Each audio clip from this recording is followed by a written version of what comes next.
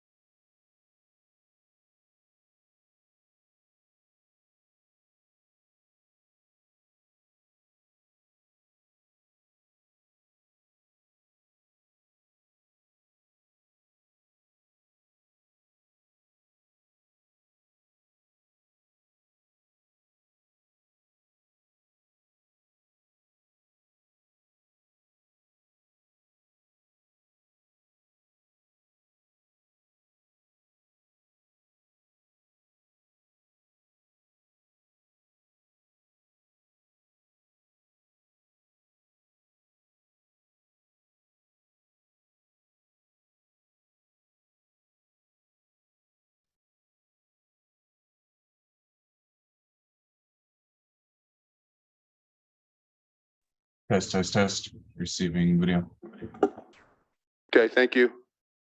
So our guy goes and unmutes this room as the participant, so we can share it. I know it's a little confusing, I know. Sorry about the confusion. And yeah, if you want, for discussion purposes or anything, I could put the ceiling mics on if you like. Yeah, I mean, I can handle that one. It's, Okay, yeah, you just. yeah. I don't know, do you use the pass around mic or do you use ceiling mic?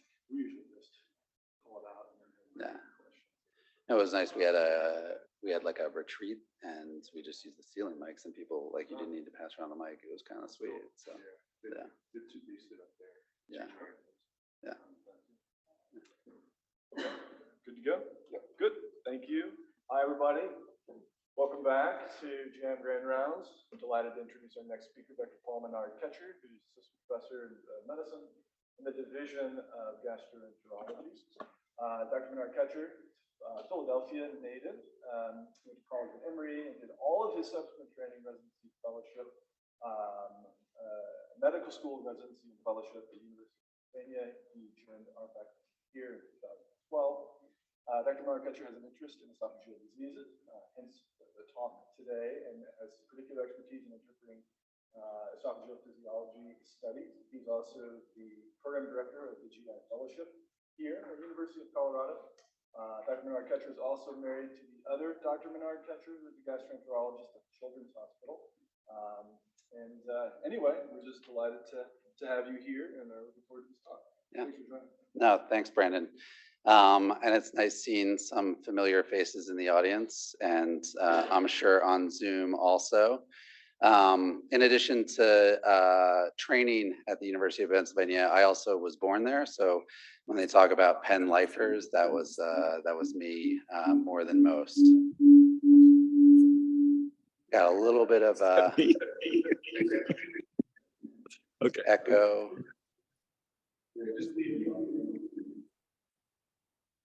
All right, I'll get going. So I am a self-proclaimed esophagologist, which means that was how I joined faculty here. I decided that if I was going to leave Penn finally, I would try and really select what I wanted to do. And so I just came here and told people I was an esophagologist, and it worked out pretty well for me. And that subsequently is what I've been doing for the past 10 years. And so when I tell my fellows when they're looking for jobs, when I give them any suggestions, it's really just tell people what you want to do, and then it's up to you over the next couple of years to convince them that you can do so. And so hopefully I'll convince you over the next 40 or 50 minutes that I was able to successfully transition to the role as an esophagologist. And when Brandon and I were talking about topics to hit today, we wanted to talk about the highest yield.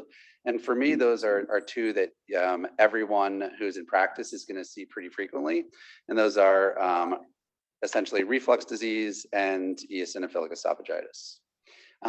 And should the conversation switch into other esophageal diseases, I'm more than happy to go there, but we'll center on those as a primary source of discussion and then see where the winds take us.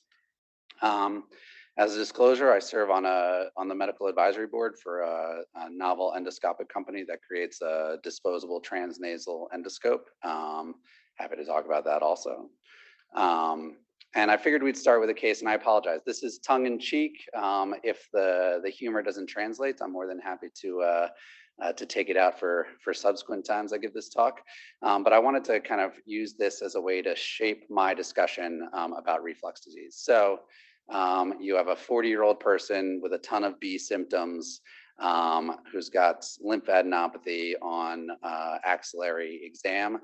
If anyone want to guess the last time I did an axillary lymph node exam, it would be well over a decade ago. So what would you do?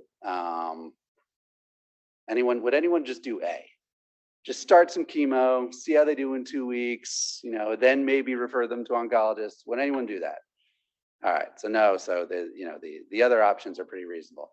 And it's a gross exaggeration, but I want to kind of think about this as we think about reflux disease, because this is essentially what we do for reflux disease, right? We have someone who comes in with symptoms typical of a disease process, and we just start them on the treatment and then kind of forget about them. I'm not even sure we bring them back in 2 weeks usually. I didn't put in a bunch of slides about how hard it is to get someone off of PPI therapy or how often we misdiagnose conditions. But I did want to frame shift the discussion that way. And with that in mind, the objectives that I'll try and take care of are really to understand scenarios where diagnostic testing in reflux disease is warranted, where we don't want to just assume that the symptoms are related to the condition we assume it is and just start treatment and then kind of forget about people. Really quickly to be able to describe the available options for reflux testing, because there are a couple, though I'll try and convince you that one is the dominant one we should be considering when we're talking about just confirming or refuting a diagnosis. And then understand when you're ordering reflux testing, if you choose to do so, when to do so on or off of therapy. And the hint is it's almost always going to be off of acid suppressive therapy. And then continuing this with this theme is to describe conditions other than classic reflux disease that are associated with reflux symptoms. And what I do with my patients in clinic all the time is I really push them to differentiate between symptoms and a condition. Patients come to me and they tell me that their reflux is killing them or their reflux is such and such. And then I immediately start talking about, well, what are the symptoms? And if someone tells me their reflux symptoms are killing them and they point to like their left lower quadrants, then we're going to have a much different discussion than if someone's pointing to their chest. And then I can talk about eosinophilic esophagitis all day. I'm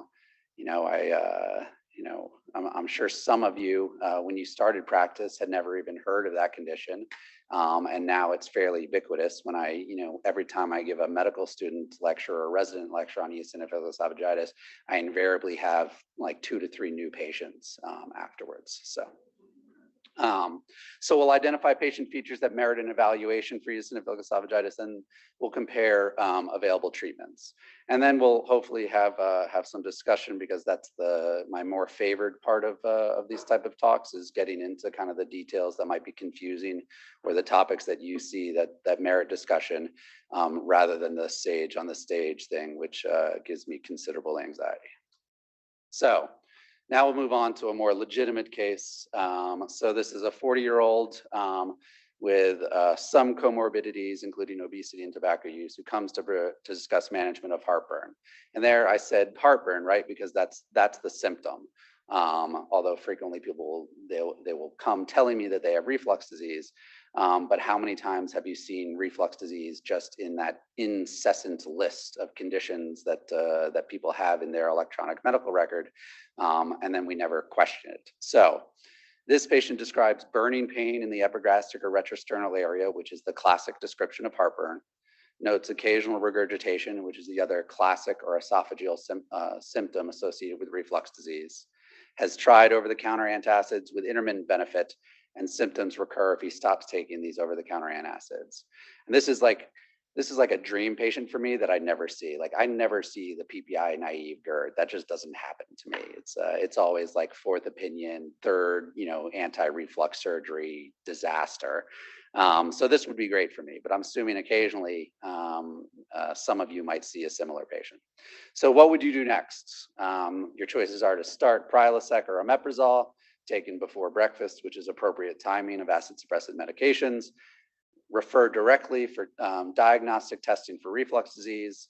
Refer to a gastroenterologist for a cognitive consultation.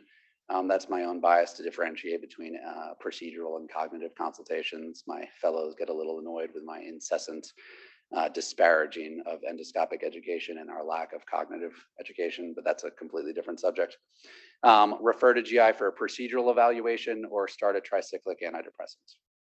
So what would you guys do in clinic? Anyone do A? Yeah, I'm assuming everyone's going to do A. And I think that's very reasonable in this case. It's not, we're not starting chemotherapy, we're not diagnosing lymphoma. But in the backdrop of all of this, I kind of, we talk about shared decision making all the time. And that's what we kind of also want to do in the setting of reflux disease. So we develop a care plan to either investigate treatments suggestive of GERD, select therapy, and then decide on long-term management, including de-escalation of therapy in a shared decision-making model with the patient. And I feel that because of the ubiquity of PPIs, their over-the-counter availability, their overall excellent safety profile, which we can get in later, and I'll give you a little bit of verbiage about what I do with PPIs. Sorry, yes. Is there a role for before you H. pylori breath test? So the question was, before starting PPI, is there a role for H. pylori breath tests? And I think in some settings that might be the case. That's where I really differentiate between if I think symptoms are related to classic reflux disease or dyspepsia. If there's any dyspepsia flavor, like a postprandial abdominal pain more than heartburn or regurgitation, then I'll go more into that initial H. pylori testing. If it's really classic esophageal and classic heartburn and regurgitation, then I'm moving more into that initial reflux treatment. Yeah, and more abdominal than chest if we're gonna be specific about it. So this is kind of the backdrop for how I approach reflux disease. Granted, when I get patients with reflux disease, there's a little more of a history and maybe less other problems that are also being addressed in a visit, and that I fully acknowledge. So this is my slide to highlight the difference between a diagnosis and symptoms. So if you have heartburn, you could have GERD. It's a symptom that's very common with reflux disease. But we have not conclusively and objectively diagnosed a patient with reflux disease based on the presence of heartburn alone. And so when I'm talking about an objective or conclusive diagnosis of reflux disease, the things that I would need would be erosive esophagitis on an endoscopy of a fairly advanced grade. We have the LA classification for erosive esophagitis, which I'll show you in a second, that varies from A to D, with D being worse. Higher degrees of erosive esophagitis. A peptic stricture, which is in that bottom right corner, that's related to more severe degrees of reflux disease and the development of circumferential erosive esophagitis and subsequent esophageal narrowing. Longer segment Barrett's esophagus is diagnostic of reflux disease. And then on ambulatory reflux testing, 24 hours of a reflux test where there is esophageal pH less than 4 for greater than 6% of that time is considered diagnostic of reflux disease. So a pathologic esophageal acid exposure on reflux testing. So those are all conclusive or objective measures of reflux disease, but there's no single gold standard. And then my, highlight again and again, is that symptoms do not necessarily equate with reflux disease. Symptoms, even heartburn, has a differential, just like night sweats and weight loss and lymphadenopathy. But we do proceed with that PPI diagnostic test, and there's probably a good reason to. There's a significant cost savings to patients versus investigation, which can require invasive diagnostics. And that PPI test isn't the worst quality test we have, but I think the understanding that it is not a perfect test. It's with sensitivity of about 78% and specificity about 54%. So you can get patients who respond to PPIs who don't have reflux disease, and you certainly can get patients who have reflux disease and don't respond to PPIs. That said, I think this is certainly a very reasonable first course in someone with classic reflux symptoms and no alarm symptoms, and it's what we recommend in our societal guidelines. But that's not the only thing we can do, and I think I'll briefly highlight other aspects of initial reflux treatment, and I think this is where we also can think about the other things that can cause reflux-associated symptoms. So when we talk about risk factor modification or behavioral modification or lifestyle measures, we're really talking about a couple different things. On the right are the things that certainly we can do, where data is less convincing, but smoking is certainly reasonable to stop. Avoiding trigger foods is something I always tell my patients that they can do. If something that they eat regularly or drink regularly causes reflux symptoms and they don't want symptoms, then they should stop. That's the classic, like, if it hurts when I do this, well, stop doing that. But if it doesn't hurt, and if coffee and chocolate don't precipitate reflux symptoms, there's really no great data that stopping those are going to help at all. And it's one of my great pleasures as a clinician and physician to give people back their coffee. It's, I can't imagine going without. So I'm a big fan of giving it back. In people with nocturnal symptoms, avoiding late meals is very reasonable, and raising the head of the bed for those with nocturnal reflux is also reasonable. And there's even a pillow that's been created and marketed that has some data about decreasing esophageal acid exposure. I'm happy to give you guys the name of that at the end of this. But then importantly, weight management, so central obesity especially is a well-known risk factor for reflux disease. So weight management is something that we recommend, and it doesn't take a lot of weight loss. It's not BMI normalization by any means, but we can see improvement with fairly small amounts of weight loss. And then stress reduction stress in particular is well known to increase visceral GI symptoms. And so stress reduction has a significant role to play in reflux symptom management. And then also, as we'll see in reflux in the reflux symptom differential. And so when we think about objectively diagnosing reflux disease, we frequently use endoscopy in those who do not immediately respond or are able to wean down on their acid suppressive therapy. And this is how we try to conclusively, or at least objectively, confirm reflux disease. And if we see kind of LA grade B, C, or D, or erosive esophagitis, which is fairly clear on endoscopy, then we've made a fairly conclusive diagnosis of pathologic reflux disease. But as I'll get to in a second, I think it's really important to note that if you perform the endoscopy on PPI, you will normalize rates of erosive esophagitis in the vast majority of patients. So if someone's been on a PPI for 4 to 6 or 8 weeks and then gets their endoscopy while on therapy, the chances are in excess of 90% that they're going to have a normal endoscopy, even though they may have pathologic reflux, but you've normalized the endoscopic features.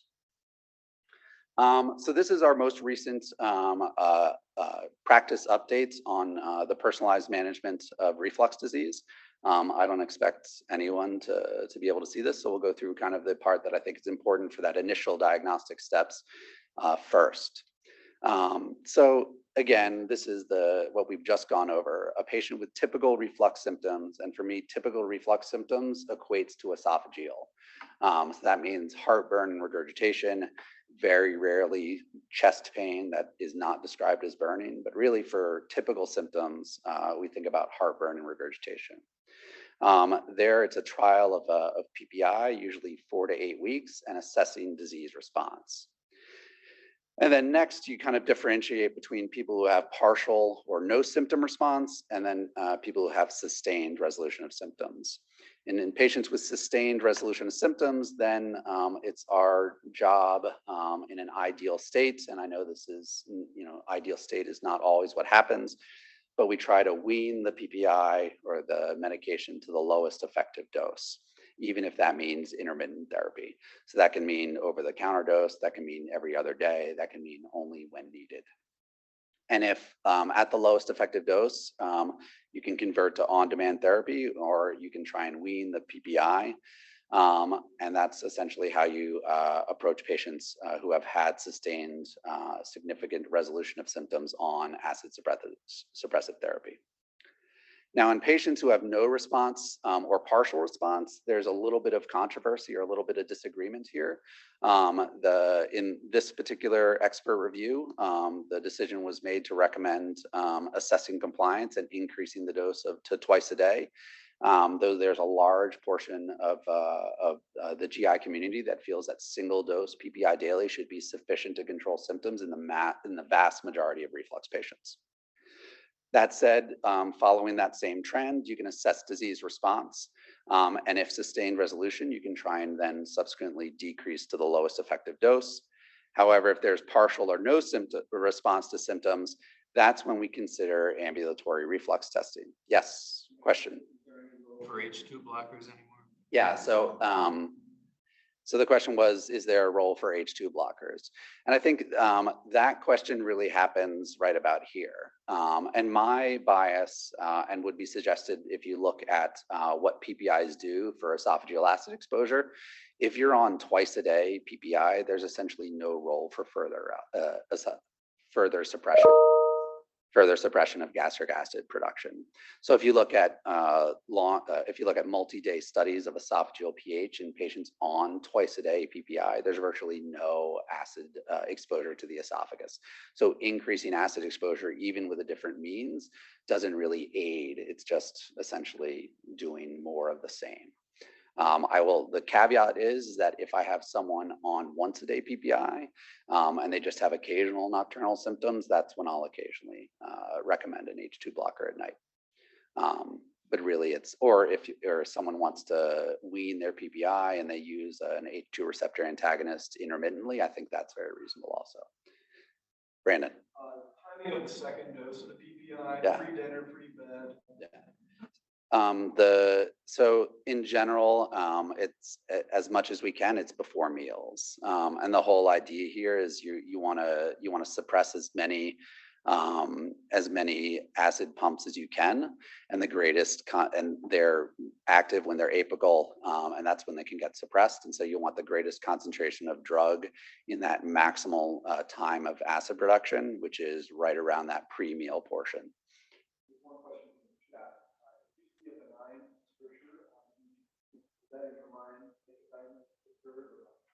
Yeah, so the question was, if I see a benign stricture on EGD, does that confirm reflux disease? If someone diagnoses a peptic stricture, that should be confirmatory of pathologic reflux disease. And those are inherently benign, as in they have they are not precancerous or don't harbor dysplasia classically. But they should be peptic strictures, which is different than a Schatzki's ring, which has some looser association with reflux disease, or a stricture of another etiology. But if you call it a peptic stricture, that should be confirmatory for reflux disease. So we were kind of at this area of the algorithm, and if you don't have response to PPI, or if you're really unable to wean the PPI at all, that's when we start to recommend ambulatory reflux testing. And this is where we kind of try and either confirm or refute the diagnosis of reflux disease with the goal of either appropriately treating reflux disease and escalating treatment, starting to consider procedural therapies, or we switch our treatments directed towards the more likely underlying dominant pathophysiology, which may not be acid reflux disease. And we'll get into that in a little bit. So we're back to our 40-year-old with longstanding heartburn. Another 40-year-old with longstanding heartburn who's referred for management of reflux symptoms. Again, this patient describes lifetime burning pain in the epigastric retrosternal area, has been on daily PPI or occasionally twice daily since high school, uses currently esomeprazole, and still has breakthrough symptoms several times per week. So our next step, we can refer directly for an upper endoscopy. We can refer for an upper endoscopy with ambulatory pH testing via wireless pH capsule off of PPI. You can switch the PPI to something different. I'll just say a little bit there, is that overall, all PPIs work essentially the same. And that said, that there are occasionally more rare patients who have rapid metabolizer phenotypes, so they just metabolize PPIs more rapidly.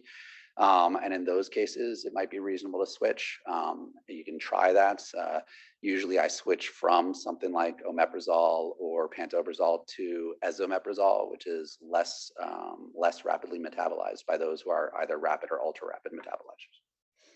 Or you could add a nocturnal histamine receptor antagonist like famotidine. So in this case, who would like to refer directly for upper endoscopy?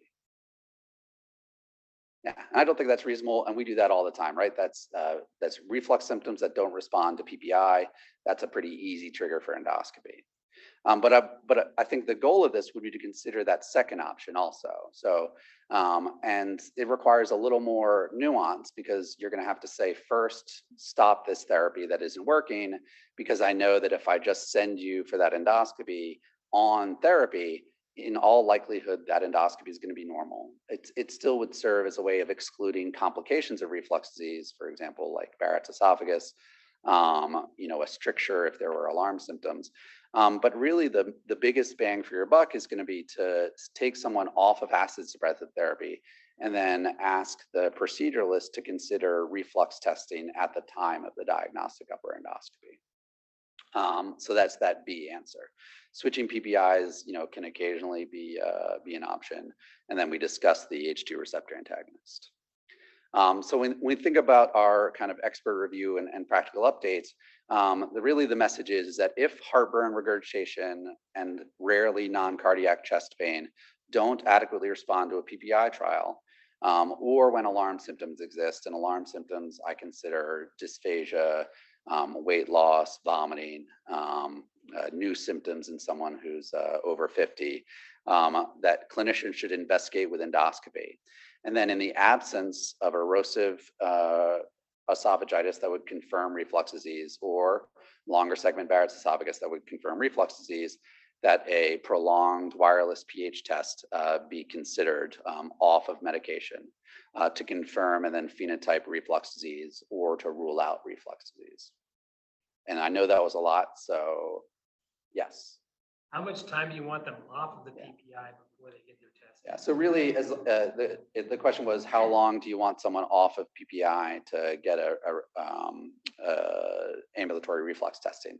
And the answer is 1 to 2 weeks. So you don't need much. You get relative normalization of. So when you take someone off of PPI, especially if they've been on chronically, you can get kind of an acid wave. You have more acid producing capability because you've suppressed all of that acid production for X months or years. But that normalizes fairly rapidly. So as long as we get a week or two, that's generally sufficient. Yes. I know we have the direct referral for endoscopy. Is there a direct referral for both of these now? Yeah, so you can directly order wireless pH testing. It's also called a Bravo. And Bravo is the order set. Yes. Just, it might upset a lot of patients if you take them off their PPI. Yeah. So like, what is the role of other antacids? I mean, is it no antacids, no H2 blockers, no tons, nothing, or is it just no PPIs? Yeah, that's a great question. So you can use H2 receptor antagonists up to 48 hours before the test, and then over-the-counter antacids up until the day of the test. And the way I sell this is, I tell people we're trying to figure this out to see if you need to be on this medication, forever. If we're going to consider a surgery, I want to confirm that we're doing the right thing, because overarchingly, my message is I don't like doing surgeries for conditions people don't have. And so in essence, I want them to be miserable just for that time. So I make an accurate diagnosis. But yes, people are unhappy. And the whole reason we're doing this, kind of just as a segue, is that all that burns is into reflux disease. So all heartburn is in reflux. And this is where we're getting into that difference between the condition and the symptom. And there's a lot of contributors to heartburn. Esophageal sensitivity is not, just a single pathway where acid exposure in the esophagus leads to the cerebral interpretation of burning and heartburn. And so you can have things that make things worse. You can certainly have reflux that precipitates symptoms, but then you can have the esophagus can be hypersensitive to reflux. And so in those patients, normal amounts of reflux might cause significant symptoms. Or you can have contributions of hypervigilance or catastrophizing that I'm sure none of you ever see in clinic. And I see all the time, where it's not, an acid-mediated phenomenon, but rather it's an interpretation of stimuli in the esophagus that is interpreted to be catastrophic or significantly disruptive. And those are treated very differently, and most importantly, not treated with anti-reflux procedures or surgeries. That's where the disaster lies. One of my mentors used to say is your main job is not to send a functional patient to surgery, because that's when the disasters happen. So we addressed this briefly. So endoscopy and reflux disease, the vast majority are normal. And then if you add on PPIs, healing rates are in excess of 80 and up to 90, 95%. And so you will get a normal endoscopy in the vast majority of patients if they're on PPI already. So in our second case, they were off PPI and they had kind of a low grade erosive esophagitis. It's that non-diagnostic concept. So in this case, this is when we would consider reflux monitoring. So in patients for whom the diagnosis of reflux is suspected but not clear, and endoscopy doesn't show objective evidence of reflux disease, in those patients, we would consider reflux monitoring. And then we haven't gone into it much, but one of the things that I see not infrequently are patients with extraesophageal manifestations attributed to reflux disease without typical reflux symptoms. And this is your cough, your inability. I joke around about it. I have like a cohort of patients who are singers, and I get them because something's changed with their voice, and it's attributed to reflux disease. And then it's my job to figure that out so that they can sing again. Worsening asthma, aspiration, globus, throat pain, the list goes on. All of those are considered atypical or extraesophageal manifestations and are less closely associated with reflux disease, less likely to improve with medical therapy, and importantly, less likely to improve with anti-reflux surgery. And then in patients with chest pain who have had an adequate evaluation to exclude heart disease, it can be considered to consider reflux monitoring to exclude reflux as a cause of chest pain. So this is where we'll get into kind of the different options available. And if for the longest time, ambulatory reflux testing meant a tube up the schnoz that you wore around for 24 hours. And that was 24-hour pH testing, 24-hour pH impedance, where in addition to pH measurement, you also get the movement of liquid through the esophagus. That's impedance or resistance. So it's a 24-hour test. It measures pH and impedance, which is the flow of fluid. It is a transnasal catheter, so you have to wear that tube up the nose for 24 hours. And the downside of that is that no one acts normally with a tube up their schnoz. No one's on their Peloton. No one's going out to a restaurant. It's just not a look, or as my kids would say, it's not the fit that would make them go out to eat. The advantage is you don't need endoscopy. You usually do need a concaminant manometry to identify the lower esophageal sphincter location so that you can adequately place the pH probe. Our newer option, and the one that we're using more, is wireless pH monitor, and it's also called Bravo. And it's a 96-hour test. So the advantage there is you get 4 days of data. 1 day of data in reflux disease, because it's an intermittent phenomenon and you can have good days and bad days. 1 day can be normal, it can be abnormal, and you really don't know a dominant pattern. Whereas over 4 days, you're able to really get a dominant pattern of what's going on in the reflux setting. It does only measure pH, and I frequently get asked, well, what about impedance? What about non-acid reflux disease? And the point there is that one non-acid reflux or impedance or reflux volume really has not been a variable that's predicted to response to either medical or anti-reflux surgery treatments. And second of all, if we're doing these tests off of PPI, virtually all reflux is acidic. And so if you look at gastric pH off of PPI, it's virtually constantly acidic. Downsides to Bravo is it is placed during a sedated endoscopy, which is why I really try and do everything at once. If you're considering an endoscopy to look for complications of reflux disease, I would really think about whether someone's responding, whether they're able to wean, whether they're atypical at all. And then at that time, really consider whether to do a pH test at the same time. Yes, Brandon.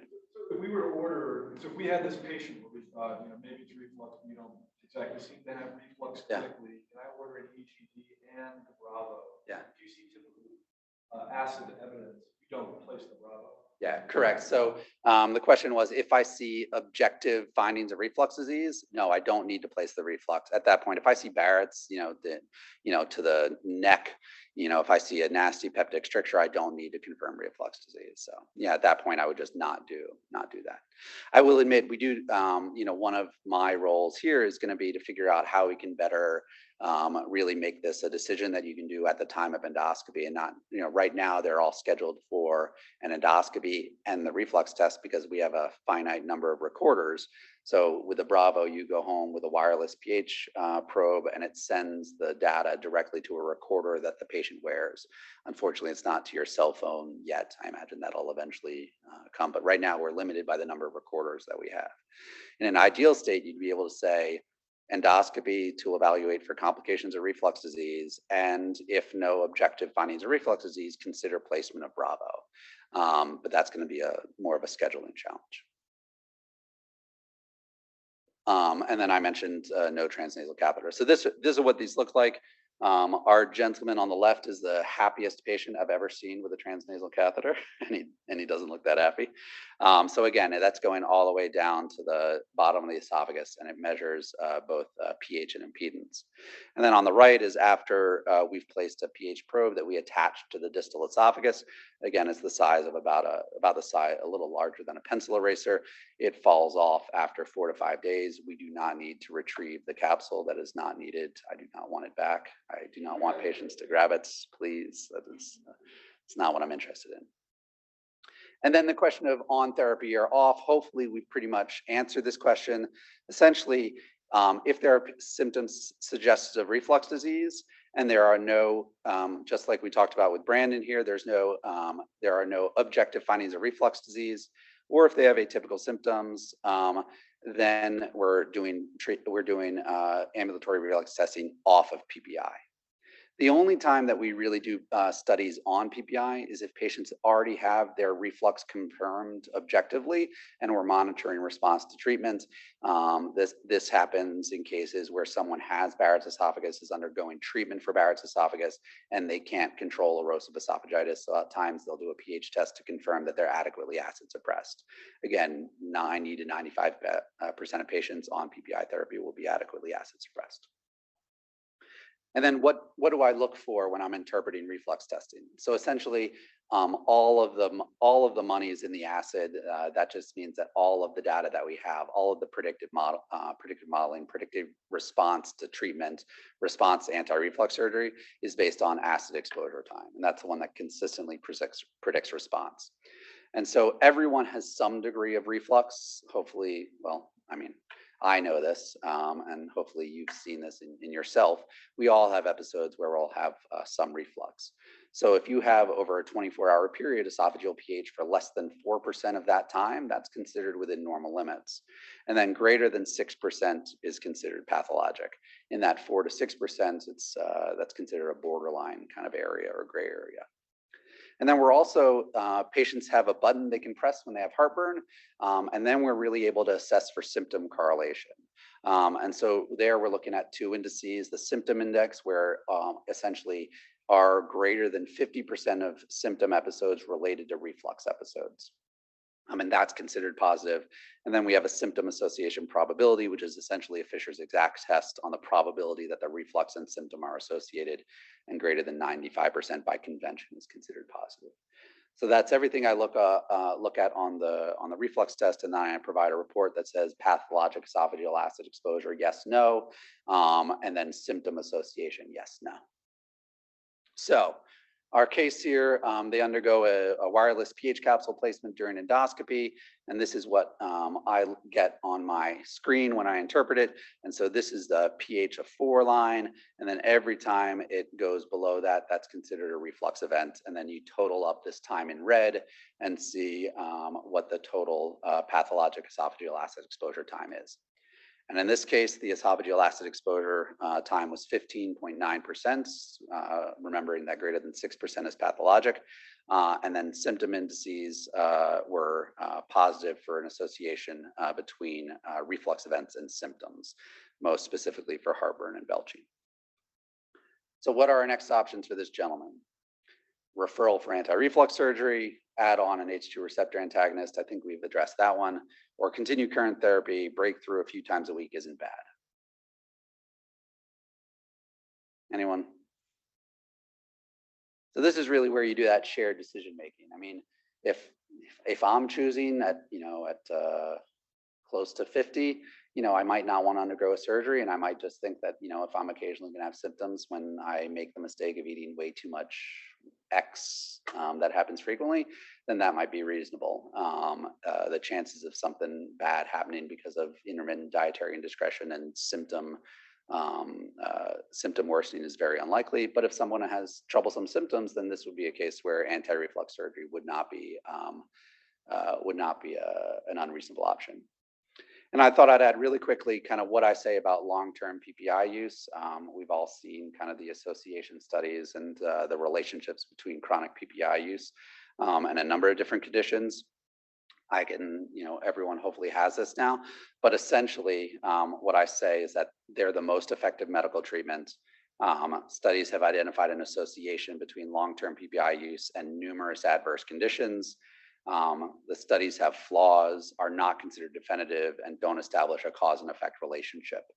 And that we have multiple high quality studies, including randomized controlled trials, that have found that PPIs do not significantly increase the risk of any of these conditions except intestinal infections, both C. diff and other bacterial infections. And then overarchingly, the benefits of PPIs far outweigh their theoretical risks. And this is my opinion. Although if someone is really adamant about not taking PPIs and they have severe reflux, then that is the situation that I will accept. So in this case, the patient went for a laparoscopic hiatal hernia repair and a fundoplication, and notes symptom improvement and is able to discontinue the PPI completely.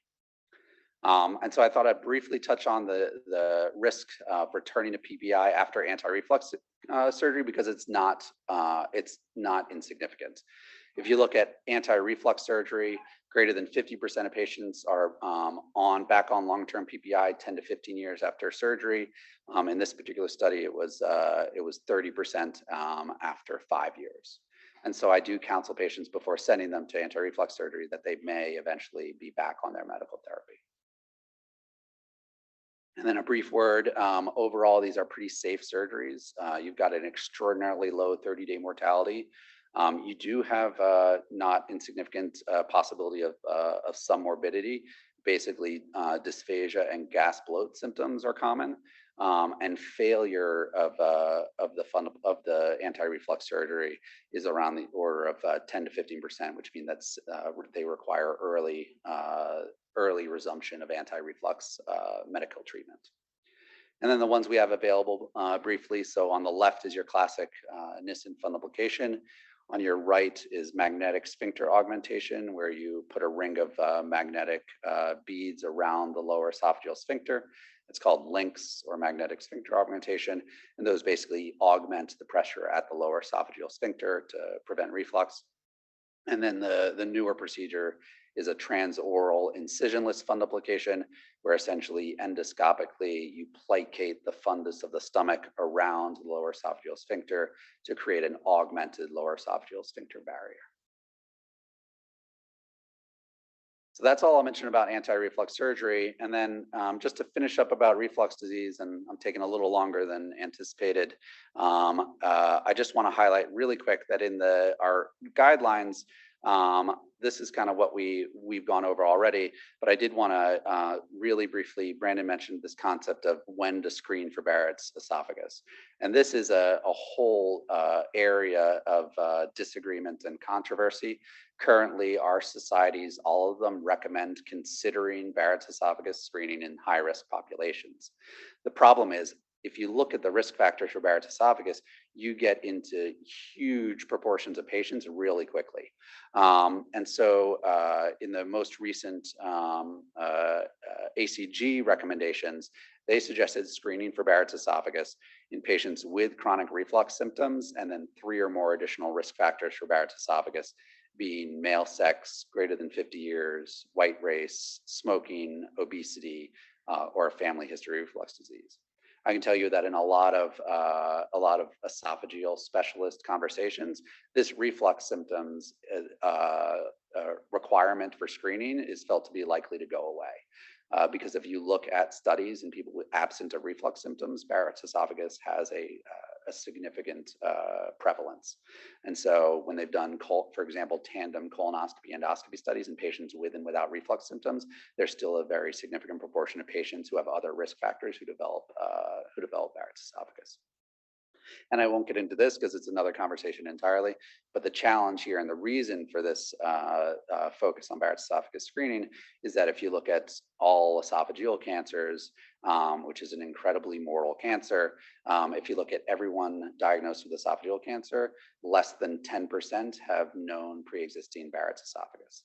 And so that means that we're only catching 10% of esophageal adenocarcinoma in a surveillance program, and rather those who develop it are more likely to present at late stage, have more advanced disease, and have worse outcomes than ideally if they could be identified earlier.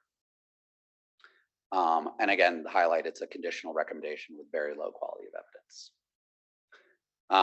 So I'll go through this a little quickly.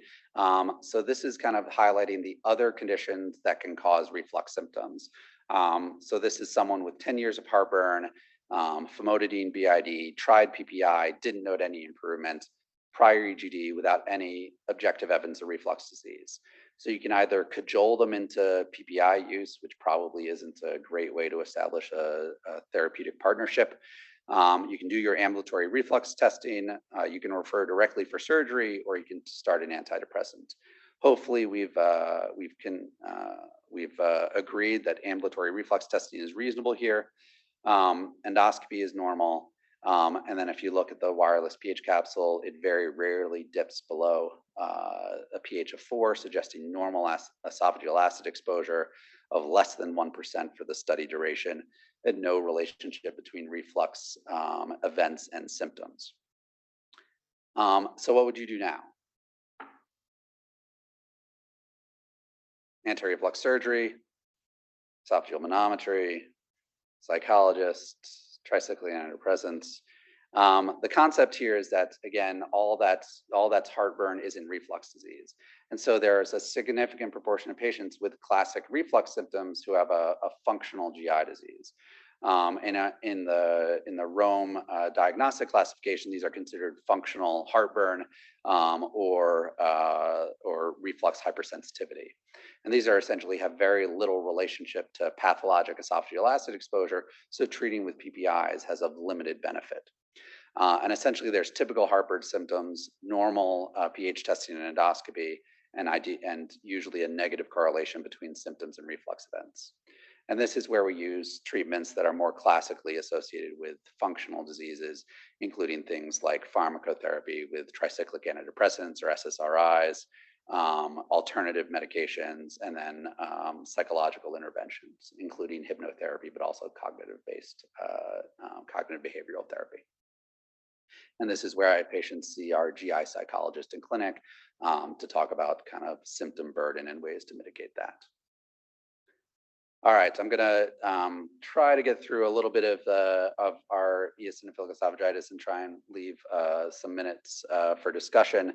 But every time I give the medical student lecture, I get someone who comes up to me who's like, I think I have this.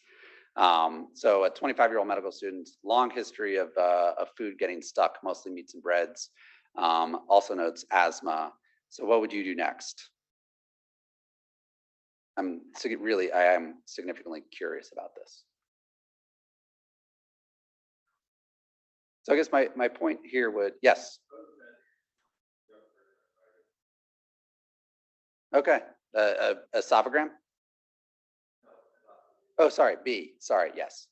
I heard BE and I just assumed barium esophagram, but that's my fault. So yes, right to B for an upper endoscopy. So I agree. And so here, my one point here is dysphagia should always be a symptom that's evaluated. I think still rarely, but not as uncommonly as I would like, I see a referral note that will say, develop dysphagia, we'll try PPI. If no resolution, we'll send a GI for endoscopy.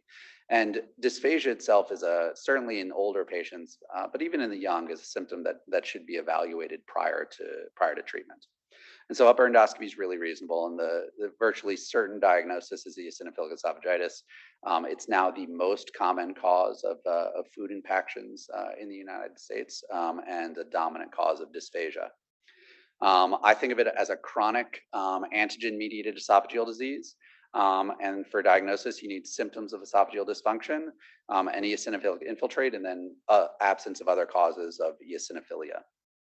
And this is like the mandatory slide now, where we've seen dramatically increasing prevalence and incidence trends really all over the world. And really the dominant symptoms, dysphagia. Absence of dysphagia really is very atypical for certainly adult eosinophilic esophagitis. Again, is responsible for the majority of cases of acute food impaction. And I also highlight that people manage, right? They've had this disease for years and years. And so you'll see people who chew carefully, always have water by their meal. They'll stand up and walk around. They're slow eaters. And my favorite patient is one who comes in, who's had these symptoms and is managed for like a decade, but has a new partner who's like looked at them and they're like, no, that's not normal. You need to see someone about this. Like I can't be going out to dinner with you like this. In children, symptoms can be much more nonspecific, and it's a condition associated with other allergic disorders. You've seen what a normal endoscopy looks like on the right. The endoscopic appearance is pretty classic. This used to be called felinization because apparently cats have a ringed esophagus. I didn't know that, but that's what it looks like. And again, dense eosinophilic infiltrate on biopsies. And the pathophysiology I won't get into, but essentially it's thought to be food exposure leading to essentially Th2 immune response, and then eosinophil, basophil, and mast cell activation. So to try and do our thinking exercise, I've just told you that EUE is an allergic inflammatory disorder of the esophagus. And then over time, this chronic inflammation can lead to fibrosis and esophageal narrowing.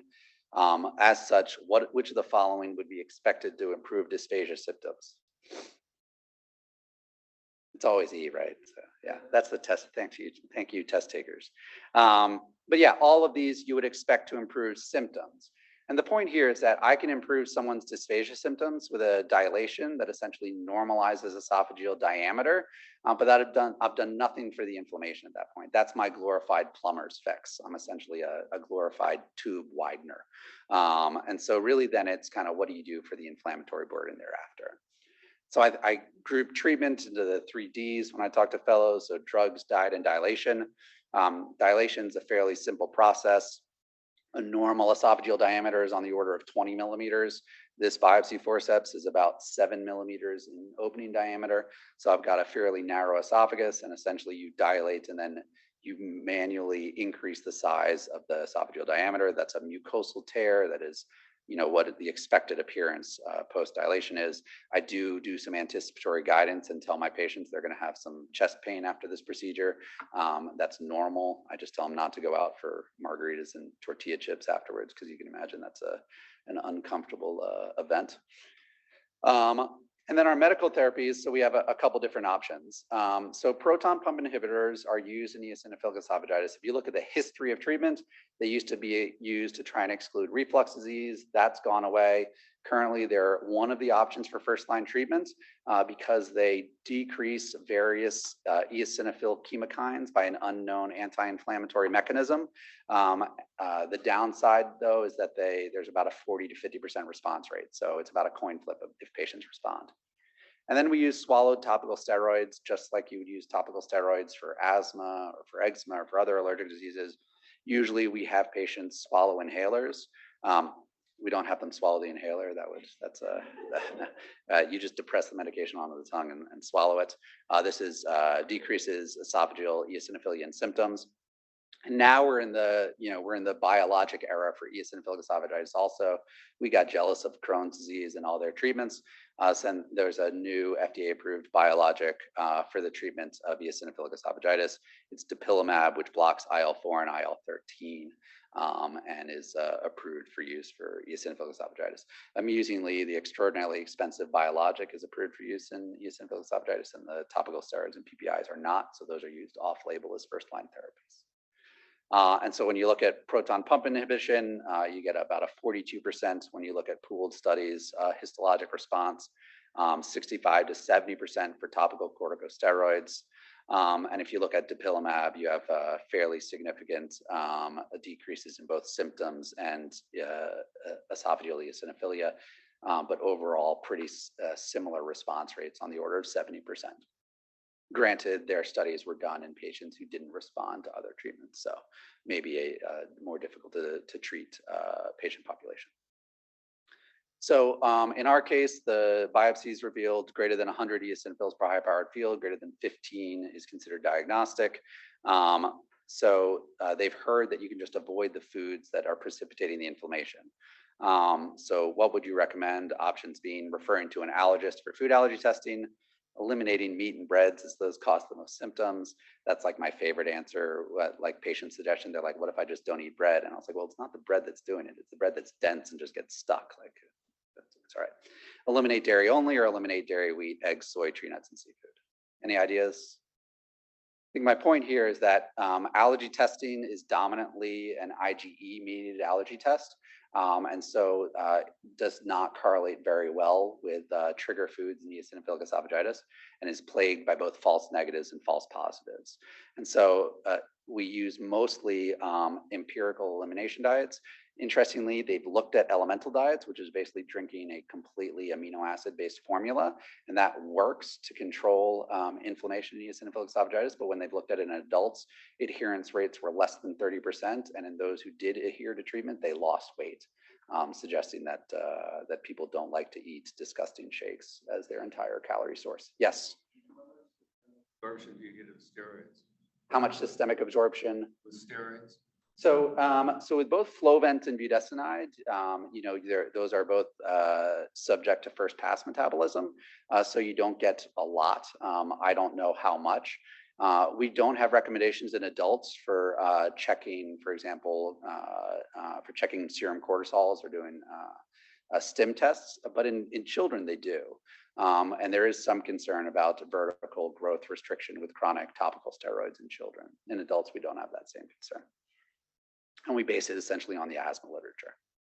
But you can avoid steroids and use dietary therapy, but we usually use empiric elimination diets where we're eliminating the most common food allergens. And there's a variety of diets that are available and have been looked at, including the 6 food, which has the most data behind it, 4 food, 2 food, and 1 food, basically eliminating foods that are most likely to be precipitating eosinophilic esophagitis. And if you look at the comparison of those dietary therapies, again, allergy-directed dietary therapies down here, where you essentially get a less than 40% response rate, again, because of those false positives and false negatives. And interestingly, if you eliminate dairy only, this actually has changed a little bit. This looks to be even closer to allergy testing diet. And so eliminating dairy only, you can catch, you know, about 30 to 40% of patients with eosinophilic esophagitis have a dairy only allergy trigger.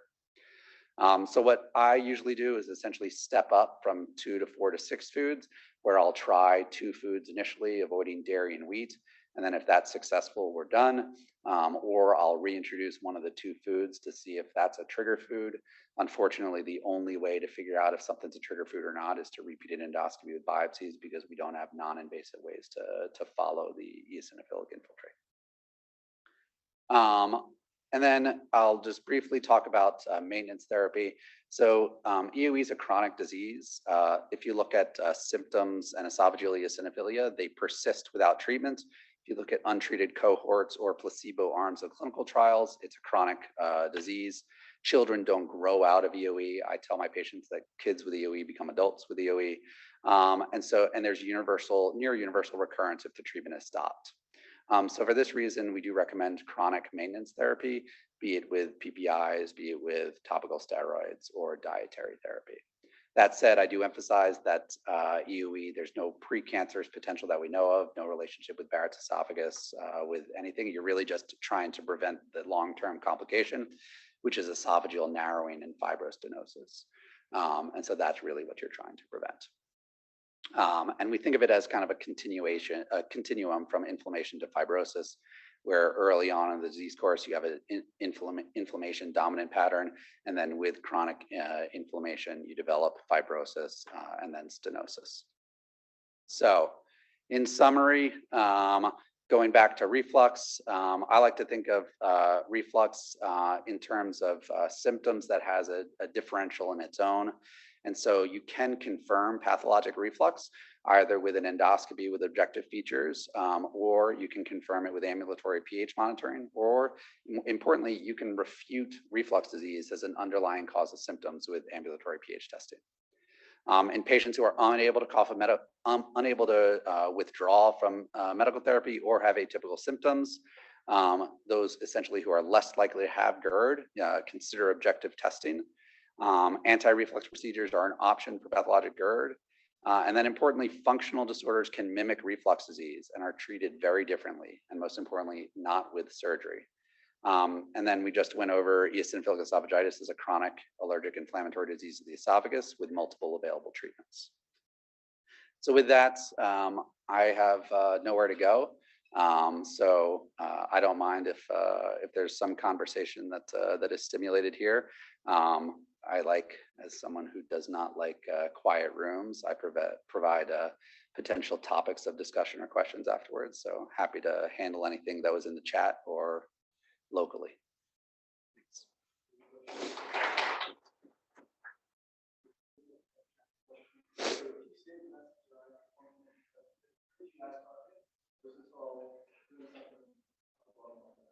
Yeah, so the question is for functional heartburn or functional disease throughout the GI tract, do we have a specific target?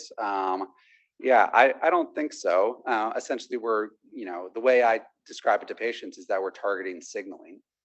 And so I usually don't say that it's all in the dome, but rather I kind of describe this as either appropriate or inappropriate signals from the GI tract. Can you go back to the pH monitoring slide?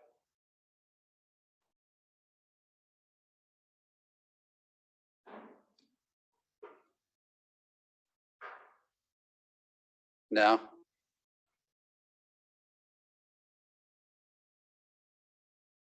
This. So that's the wireless one on the right. Wireless, yes, right here. And so if you kind of, how is it fixed there? So there's a well, there's a well in the probe, and you suction a little bit of mucosa into the well and then fire a pin through the mucosa. And then that attaches, and eventually that kind of just sloughs off. And then the left is kind of over. Yeah, up the schnoz. Yeah, exactly. Yeah. Can you go to the next slide? Oh, yes.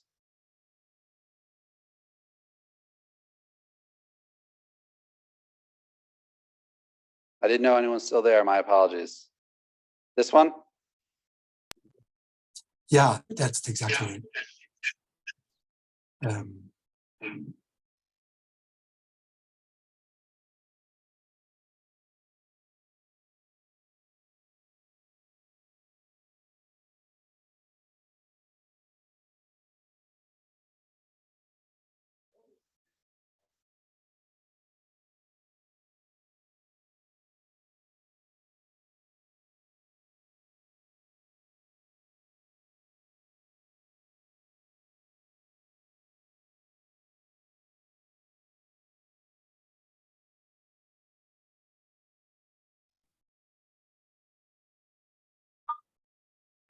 You are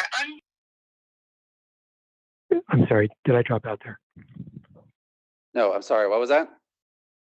The esophageal, how would you know from this slide if you had esophagitis grade C or D to maintain them on a double dose PPI?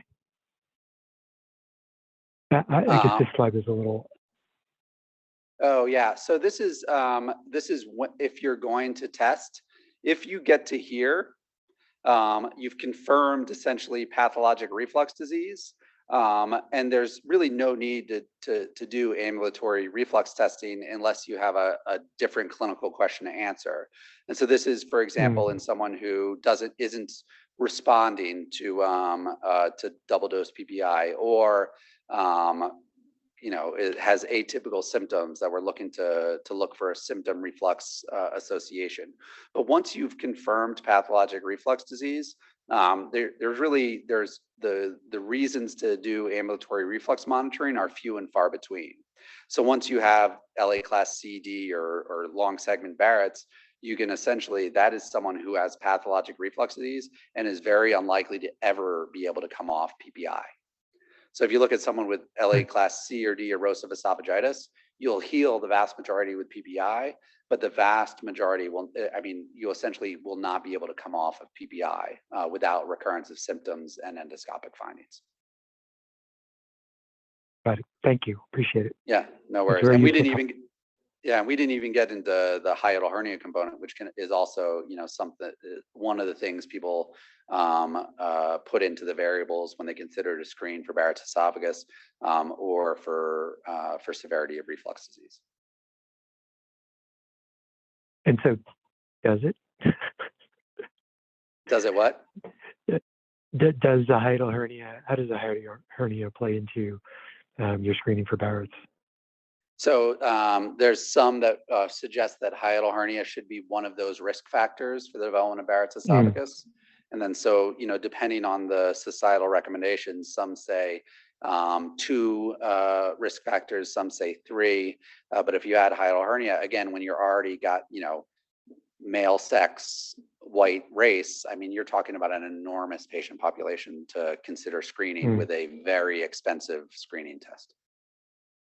And that screening test you put on the screen was a one-time screener? Yeah, I should have, I didn't have time to bring that up. So an endoscopy for Barrett's esophagus is recommended as a one-time screening test for Barrett's. And if there is no Barrett's on endoscopy, a repeat endoscopy is not recommended, which is contrary to colon cancer screening. Great, thanks very much. Yeah, take care.